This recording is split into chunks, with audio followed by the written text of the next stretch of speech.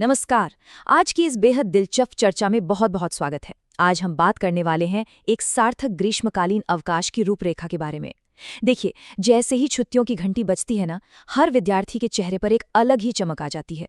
लेकिन क्या कभी गहराई से सोचा है कि इन छुट्टियों की असली क्षमता, इसका असली पोटेंशियल आखिर है क्या?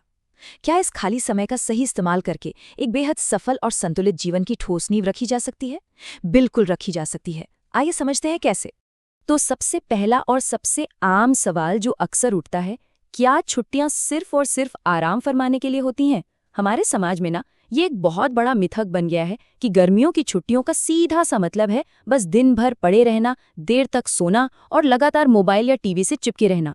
पर सच बताऊं, ये समय सिर्फ ऐसे ही बर्बाद करने के लिए नहीं है, बल्कि खुद को बेहतर ढंग से समझने, एक नई ऊर्जा हासिल करने और जीवन को एक बेहतरीन दिशा देने का इससे सुनहरा मौका और कोई हो ही नहीं सकता। ठीक है, तो आइए इस पूरी रूपरेखा पर एक नज़र डालते हैं। इसे 5 मुख्य स्तंभों में बांटा गया है। पहला, अवकाश का वास्तविक अर्थ। दूसरा, संतुलित दिनचर्या और स्वास्थ्य। तीसरा, स्क्रीन के बाहर की दुनिया। चौथा, व्यक्तित्व व कौशल विकास। और पांचवा, गृह कार्य और नियमितता। चलिए एक एक करके इन्हें डिकोड करते हैं। शुरुआत करते हैं हमारे पहले स्तंभ से, जो है अवकाश का वास्तविक अर्थ। आखिर एक विद्यार्थी के नजरिए से देखें तो सच्ची सफलता का असली मतलब क्या होता है? देखिए, सफलता कभी भी सिर्फ परीक्षा के अंकों या किसी मार्कशीट के कागज तक सीमित नहीं होती। असली सफलता तो अच्छे संस्कार, पक्का अनुशासन, एक स्वस्थ शरीर, बिल्कुल संतुलित दिनचर्या, विनम्र व्यवहार और लगातार कुछ नया सीखते रहने की लगन से आती है। यही वो चीजें हैं जो किसी को भी एक मुकम्मल इंसान बनाती हैं। बचपन और किशोरावस्था का जो समय होता है ना, वो बिल्कुल सही वक्त होता है जब रोजमर्रा की छोटी छोटी आदतें भविष्य की पूरी दिशा तय करती हैं। इसी उम्र में इन अनमोल गुणों के बीज बोए जाते हैं। अब बढ़ते हैं दूसरे स्तंभ की ओर, संतुलित दिनचर्या और स्वास्थ्य। हम सब जानते हैं कि स्वस्थ शरीर में ही स्वस्थ मन बसता है। लेकिन आज की भागदौड़ और इस आधुनिक दौर में हमारी जो बायोलॉजिकल रिदम है, यानी हमारी जैविक घड़ी, वो बहुत बुरी तरह से बिगड़ चुकी है। अगर देर से उठने के नुकसान और जल्दी उठने के फायदों को तौला जाए तो फर्क बिल्कुल साफ नजर आएगा। देर रात तक जगना और सुबह देर से उठना, ये आदत धीरे धीरे शरीर और मन दोनों को बुरी तरह थका देती है और इसका असर लंबे समय तक रहता है। इसके उलट रात को 10 बजे तक सो जाना और सुबह जल्दी उठना, सच में सुबह का वो शांत, ताज़ा और ऊर्जावान माहौल किसी चमत्कार से कम नहीं है। ये सिर्फ एक आदत भर नहीं है, बल्कि शरीर को पूरी तरह से रिचार्ज करने का सबसे प्राकृतिक और बेहतरीन तरीका है। तो सवाल ये है कि एक शानदार सुबह की शुरुआत आखिर की कैसे जाए? बहुत आसान है। माता पिता के साथ सुबह की सैर पर निकल जाना, थोड़ा योग कर लेना, प्राणायाम करना, या फिर बस कुछ देर खुली और ताज़ी हवा में सुकून से बैठना। यकीन मानिए, ये छोटी छोटी बातें न सिर्फ शरीर को बल्कि दिमाग को भी दिन भर के लिए एकदम एक्टिव और एक बहुत ही सकारात्मक ऊर्जा से भर देती हैं। चलिए अब आते हैं तीसरे स्तंभ पर, स्क्रीन से बाहर की दुनिया। अब समय आ गया है कि डिजिटल स्क्रीन से थोड़ा सा ब्रेक लिया जाए और असली दुनिया की तरफ कदम बढ़ाया जाए। अब यहाँ जो दिलचस्प बात है वो है इन दो रास्तों के बीच का सीधा सा अंतर। एक तरफ है स्क्रीन पर हद से ज्यादा निर्भरता, जो सच कहें तो सिवाय समय की बर्बादी, आंखों की थकान, कमजोर एकाग्रता और मानसिक तनाव के कुछ नहीं देती। ये रास्ता इंसान को बिल्कुल अकेला कर देता है। और वहीं दूसरी तरफ है समग्र विकास का रास्ता, एक ऐसा रास्ता जहां शारीरिक स्वास्थ्य है, परिवार के साथ गहरे और मजबूत रिश्ते हैं, लोगों को समझने की क्षमता है और सबसे बड़ी बात, हमारी असली दुनिया से एक सच्चा और गहरा जुड़ाव है। जब असली दुनिया में लोगों के सामने बैठकर बातचीत होती है ना, तो सिर्फ शब्द नहीं सुने जाते, भावनाओं को महसूस किया जाता है, चेहरों के हाव भाव पढ़ना सीखा जाता है और रिश्तों की असली गहराई समझ में आती है। अगर किसी विद्यार्थी के पास दोस्तों का बहुत बड़ा ग्रुप नहीं भी है तो कोई घबराने वाली बात नहीं है। परिवार, माता पिता और भाई बहनों के साथ बिताया गया वक्त ही दुनिया का सबसे सच्चा और पक्का सपोर्ट सिस्टम होता है। ये जीवन की एक ऐसी नींव है जो कभी कमजोर नहीं पड़ती। आगे बढ़ते हैं हमारे चौथे स्तंभ की तरफ, व्यक्तित्व और कौशल विकास। ये समय है नए शौक पहचानने और चरित्र को निखारने का। देखिए, छुट्टियों में जो ये एक्स्ट्रा टाइम मिलता है ना, वो बिल्कुल एक खाली कैनवस की तरह होता है। इसमें मन चाहे रंग भरे जा सकते हैं, चाहे वो चित्रकला, संगीत या डांस जैसी कोई रचनात्मक कला हो, या फिर स्पोर्ट्स, मार्शल आर्ट्स और योग जैसी शारीरिक गतिविधियां। कविताएं लिखना, डायरी मेंटेन करना या फिर अच्छी अच्छी कहानियों की किताबें पढ़ना, ये सब मानसिक विकास के लिए कमाल की आदतें हैं।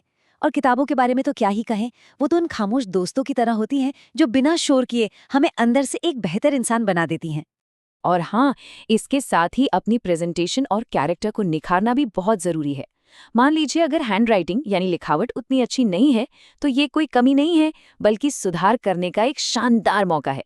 रोज़ाना थोड़ी देर सुंदर लिखने का अभ्यास करना, हमेशा स्पष्ट और बहुत ही विनम्र भाषा में बात करना, स्कूल की प्रार्थनाओं और राष्ट्रगान का दिल से सम्मान करना, ये सब बातें पर्सनैलिटी में 4 चांद लगा देती हैं।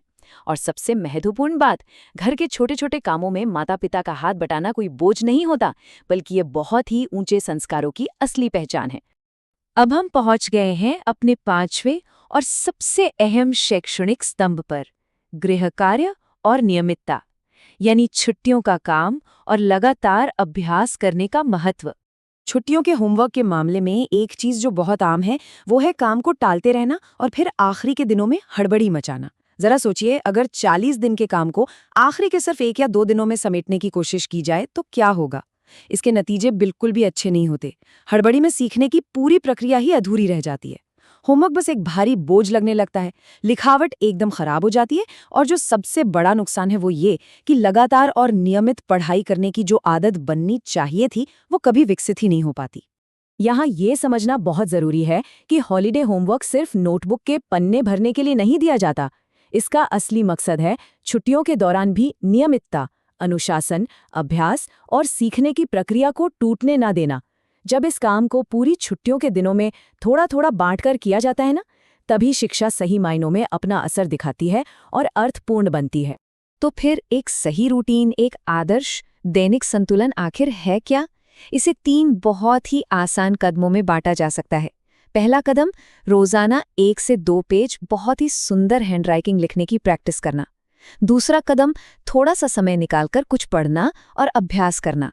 और तीसरा कदम, दिन का बाकी सारा समय खुलकर खेलने, परिवार के साथ बिताने और रचनात्मक गतिविधियों के लिए रख देना। बस यही वो परफेक्ट बैलेंस है जो पढ़ाई और समग्र विकास दोनों को एक साथ लेकर चलता है। तो इस पूरी चर्चा के निष्कर्ष की ओर बढ़ते हुए एक बात जो बिल्कुल शीशे की तरह साफ हो जाती है वो ये कि जिंदगी सिर्फ ज्यादा नंबर लाने की कोई रेस नहीं है। सच्ची महानता और असली सफलता तो एक अच्छे चरित्र, स्वस्थ आदतों, पक्के अनुशासन और समय के एकदम सही इस्तेमाल से ही मिलती है। सच कहूं तो गर्मियों की ये छुट्टियां महज आराम के दिन नहीं है, बल्कि एक बहुत ही खास मौका है खुद को एक बेहतर और पूरी तरह से विकसित इंसान बनाने का। इस बहुत ही गहरी और अहम बात को हमेशा मन में बिठा लेना चाहिए कि अच्छी आदतें ही उज्जवल भविष्य की नींव होती हैं। देखिए, जब तक इमारत की नींव मजबूत नहीं होगी, तब तक उस पर खड़ी मंजिल कभी भी ऊंची और टिकाऊ नहीं हो सकती। इसलिए इस खाली समय का भरपूर इस्तेमाल उन बेहतरीन आदतों को बनाने में होना चाहिए जो उम्र भर साथ निभाएं। और अंत में बस इस एक विचार को हमेशा याद रखना जरूरी है, धीरे धीरे किया गया नियमित प्रयास ही स्थायी सफलता देता है। सफलता कोई ऐसी चीज नहीं है जो रातों रात मिल जाए, ये तो हर रोज किए गए अनुशासन का ही एक मीठा फल है। तो अब सोचने वाली बात बस इतनी सी है कि इन छुट्टियों में ऐसी कौन सी नई आदत को जिंदगी का हिस्सा बनाया जाए जो भविष्य को एक नई और बेहतरीन दिशा दे सके। आज के इस विश्लेषण में बस इतना ही।